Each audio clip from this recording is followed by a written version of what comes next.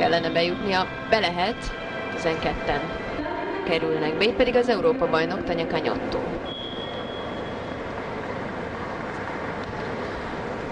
Ő az egyik legelegánsabb ugró, tehát ha nagyon határozottan szépen mutatja be az ugrásait, akkor ő az, aki még a kötelezőkkel is egy-két helyezéssel előrébb végezhet.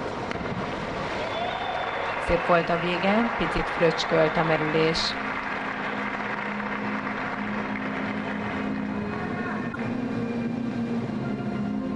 Érdekes, hogy a görögök mennyire örülnek minden egyes ugrásnak. Cagnotto edzője, aki pedig alig, hanem a papa, nagyon rezignáltan betúl.